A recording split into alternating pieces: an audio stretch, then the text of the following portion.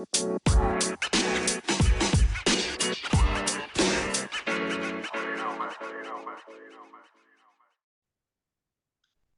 welcome to the Relentless Positivity Podcast. I'm your host, Joe Martin, and my guest today is Sara, and she's the author of Surviving the Killing Fields, and it's about her amazing journey through the darkness of the Cambodian genocide. Maybe you've heard about this moment in history, but see, she's someone that actually went through it. So she's going to here to tell her story of resilience and hope, and I think she's really going to help some people with her story today. So thanks for being here, Sara.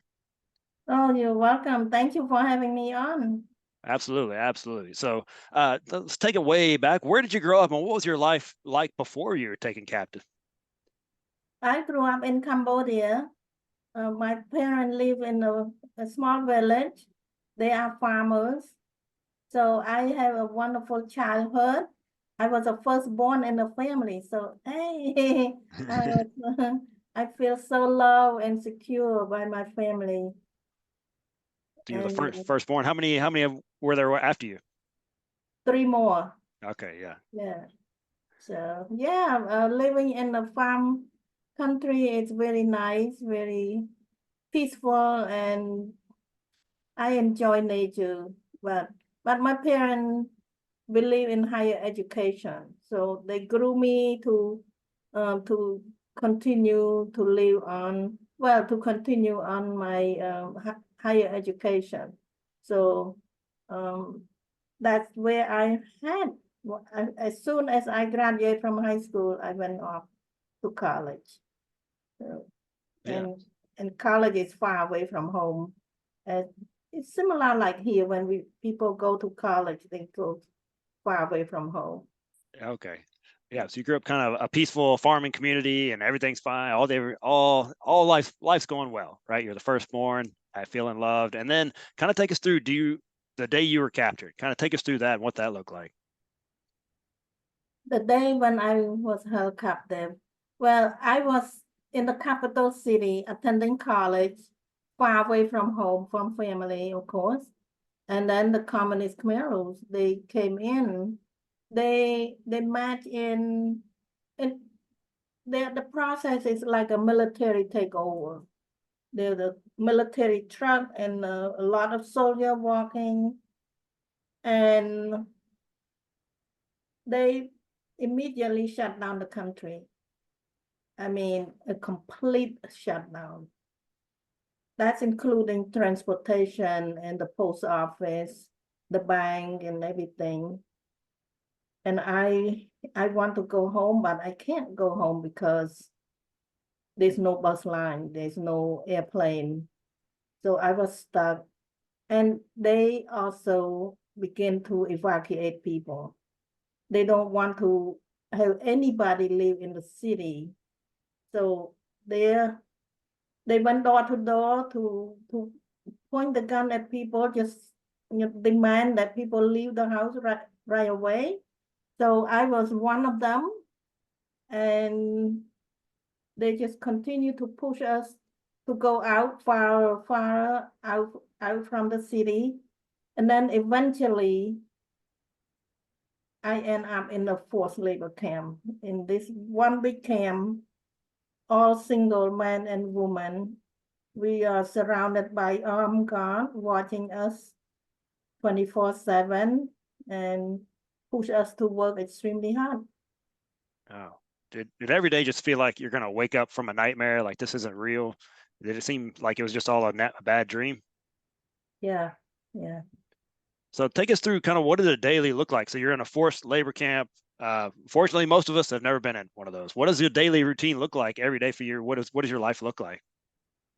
Well, the daily routine, they woke us up at 4 a.m. We lined up, ready to go to work. So we go out and work in the rice field. Rice field is in the open air, in the intense sun, and the sun in Cambodia is very hot. It's hotter than Miami, Florida. And we work in the sun all day long, like 15, 16 hours a day. And we live with very little food, no time to rest, 7 days a week. And we get about 4 hours of sleep. Hmm. So you know that we need to have at least 8 hours to sleep to be healthy, but we get about 4. So with this condition, we don't last long. Most of us start to get sick, and I got sick. I started with high fever and then become malaria, and then I had typhoid and a few other conditions. So So, no matter how sick I was, I still had to push myself to work because that's how I earn a little bit of the food to eat. If I don't work, I don't get that food. So that's how a daily routine look like. so how would you get up every day and keep going? I mean, what was going through your head? Were you just saying, "Hey, just get through another day"? What got you through each day? Get through another day, and what I was thinking in my mind that I think this thing is going to change somehow. It's going to change. And my goal is to keep keep surviving, doing whatever necessary to keep me alive so I can stay alive long enough to go back to help out my family. Wow. My goal is to go back home to help my family. Wow. So, can you explain to us what the killing fields were and your own personal experience with them? The killing field, the term come through this genocide because as soon as the communist Khmer Rouge came in, they choose, they have a long list of the people that they already want to eliminate. So they gather all of them and put in the truck and throw them. And, they said that we want to have a meeting, a special meeting for you to help out to rebuild our country. So we never saw those people. Those people are the people that have higher education, had high ranking in the military, or even work for the government. Anything that has something to do that is against their philosophy, they eliminate a lot of them. And for a normal people like us, like me, they just push us to work extremely hard. They hope that one of these days we will die. They just want to punish us. And their philosophy is to rebuild the country from nothing. So one day you and your friends decide, "Hey, we can't be here anymore. We're going to escape." So, can you take us through that escape and how that process worked? Yeah, the escape is very scary. It's extremely dangerous. It happened when they moved our camp. They moved our camp into the jungle. And I realized that, oh no, the jungle is not the direction I want to move to, because I want to live close to the national road so that when things is better, I can take the road, go to find my family. But when they move us into the jungle, I realized it's the wrong direction. So I feel like I don't want to keep going with them anymore. So I take a chance and I talk to my friend, 3 of my close friends, and I ask them to see if they are willing to go with me because I was too frail. I was so sick and I was just skin and bone, and I don't think I want to do it myself. When I asked 3 of them and they say yes, I have more comfort with my 3 friends going with me. So we decided to wait until nighttime to sneak out. Well, nighttime is good for one thing, to so that the God cannot see us. Because nighttime in the jungle, it's black. Totally black. We cannot see anything. But on the other side, we cannot see where we want to go. So we had to gamble. We we just take a chance. We cannot wait until the perfect time. We just did it. And that night we decided to go, and we start to sneak out, and the guard did not see us, and we was walking through the jungle all night long. And when the sun come out, we realize that we are out of the jungle. We are out of the picture, out of the scenery of the group, the guard and everything. We did not see them. So that's how we escaped. But it's it's very dangerous, but through our courage, courage, that's the word, because without courage, we cannot do it. Because if we got caught, there's no second chance. Wow. Yeah, I can't imagine just going through a pitch black jungle. You don't know where you're going, if you're going the right direction or not, but you don't want to go face what's waiting on you there anyway. So you use that courage, like you said, took a chance. So after you do kind of get out of that, what happens after that? Where do you go from there? We keep walking, and then finally we saw some people walking, and we asked if they know how to go to my hometown. I give them the name of the province. So some people, they know how to tell us to get there. So we follow the direction and we walk. It's a long walk. A few weeks we were walking. And then finally we got to the city that my family was supposed to be. And when we got to my particular place where my home used to be, my home was destroyed. There's nobody there. And I look around and I didn't see my family, but I tracked down, and finally, to make a long story short, I tracked down and found my family. And my mom did not recognize me because I was so skinny, just skin and bone. So, Goodness. So if they get the full story, they got to get the book, right? They want to get the full adventure. They need to check out the book, Surviving the Killing Fields. I'll go read about the whole thing. It's just an amazing story of, courage and resilience and things you just kept going through. And a theme throughout the book is that your resilience, how you keep coming back from it. How do you define resilience? When you picture resilience, what do you picture? but resilience, I picture that it's the capacity to face stress, to face the stress head on and turn stress into growth.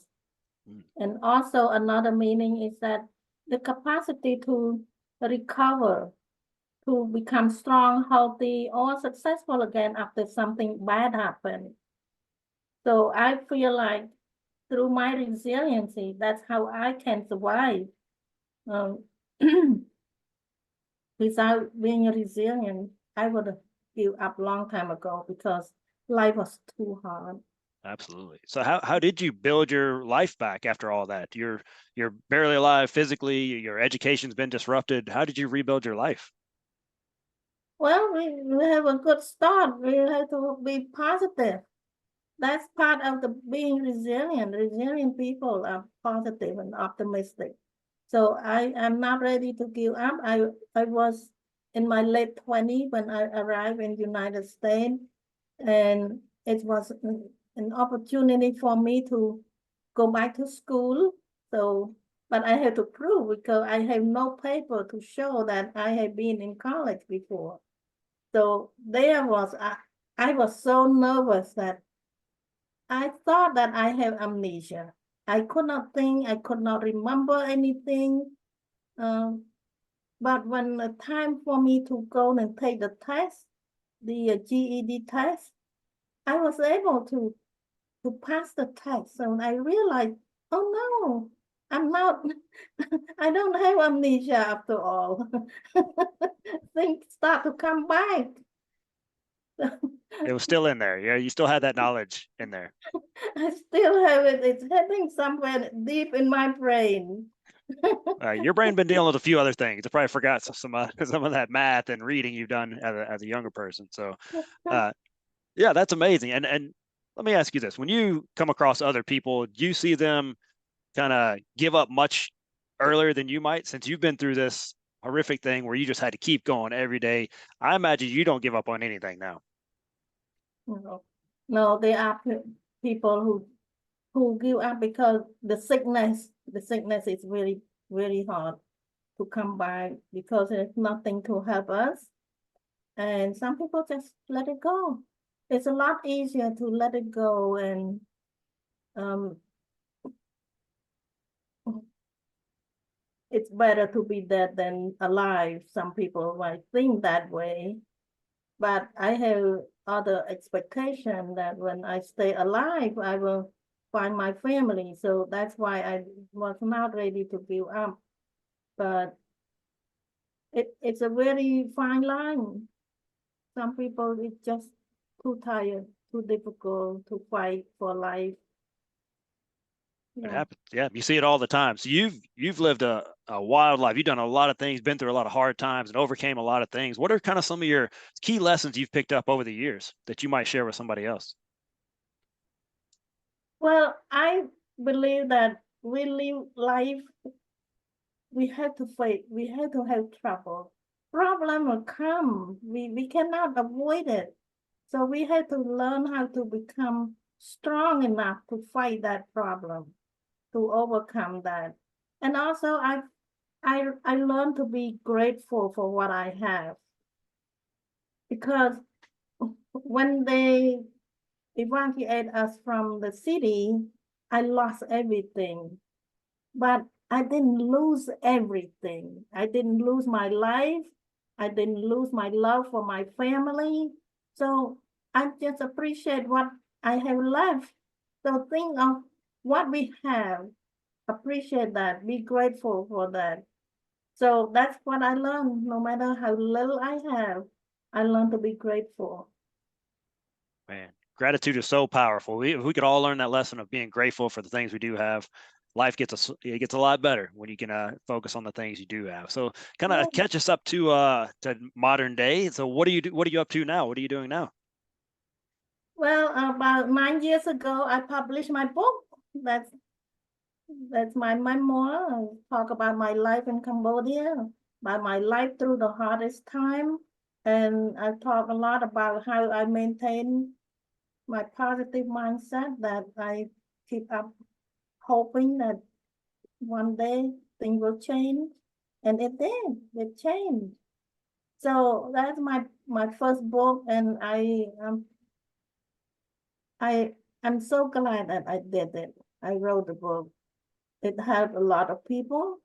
And I got a lot of feedback that they said that my book helped them, give them hope. And I even have one woman that turned around from being suicidal Oh, to wow. live a normal life again. And she told me, she said, your story changed my life. I said, oh no, I'm so glad. That's amazing. That's amazing. You saved someone's life by sharing your story. Isn't that amazing? That's amazing.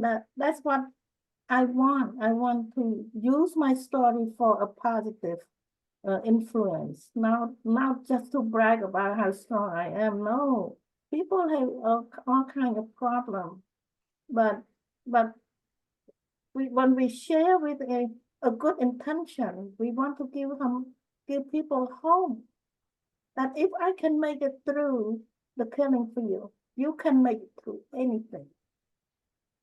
That's it. That's a life lesson right there. That's something you're sharing all the time. And tell people about your website.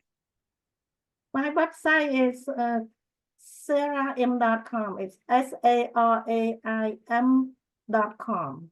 You will find my book there. My book is not on Amazon, it's on my website. So I send it out manually. I autograph, I package myself, and I send it out because it's my life and I want it to make an impact. Wow. You get a handcrafted book when you order from Sarah's website. This isn't just Amazon or something like that. This from Sarah's directly from her hands, packaging it up, send it to you with the autographs. No wonder it means so much to people. Thank you. So if you could give some advice to someone who's going through the worst time in their life right now? What would you tell someone that's facing that doesn't see any hope? What would you tell them? Okay, if they face the challenge, adversity, that don't see any hope, never give up hope. Hope is all you need to hang on. Because once you give up hope, there's no more hope. And look around and appreciate what you have. You may not have a lot, or you may have plenty, but you just didn't see it. Look for what you have, appreciate it, and search for love. The people that love you and the people that you love. It both ways. When we love people, we have more energy. When people love you, it gives you courage. And it's very powerful one. Look for the true love and build relationship with. If you just have one person that gives you enough courage, that's enough to start with. And building more loving relationship. So I have some of my readers that used to have problems with their parents. They hold grudges for years, for decades, and then they change their mind. So you do not want to lose your loving relationship with your family. And lastly, I say, have something to hold on. Have a purpose in life. For me, my purpose was to go find my family. So people, you can find something that you are passionate about and be grateful about and move forward with that purpose.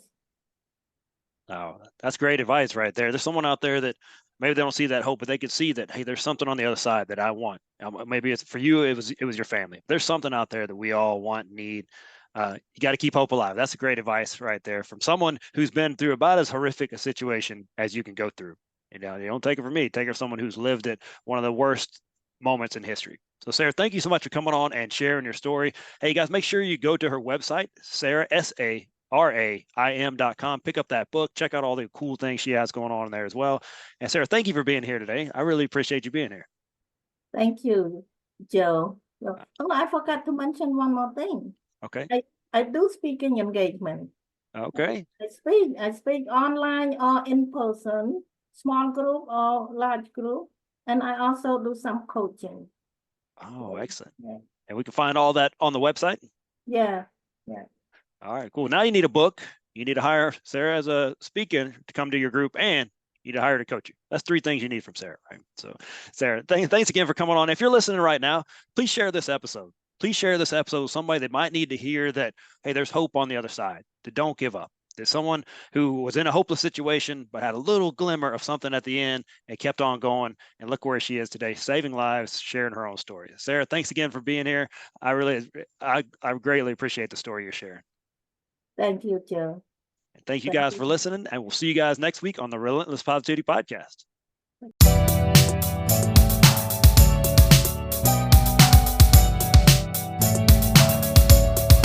Wow, what a great episode. You share that with somebody. I'm going to share with you some awesome sponsors. McWilliams Marketing. They can help your business grow. Regardless of the size of the project, you're going to get a solution that is specifically created for you and your business. No cookie cutter, one size fits approach here. So Amy and her band of fearless marketers can help you with all that stuff that you think you can do, but you're not really that good at it. You don't have time for it. They can do that. They're the experts. It's what they do. Web design, online conversion optimization, SEO, graphic design, marketing, page management, all that stuff. Go let them do that. Don't handle that yourself. Go check them out at McWilliamsMarketing.com. See what all they can do. They're amazing people.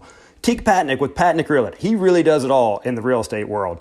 General real estate sales, acquisitions, property management, investments, all that good stuff. You're not just a transaction with Teak. He really wants to build a relationship for life with you. He has built his whole business on prayer, hard work ethic, honesty, and results. You can trust Patnick Realty with all your real estate needs. Hey, I trust my brother from another mother, Teak, and you should too. Give him a call, 256-694-0117, or email him at teak@patnickco.com. Hey, these are awesome businesses. Go support them. They're out supporting positivity, and they will do you right. Have an awesome day.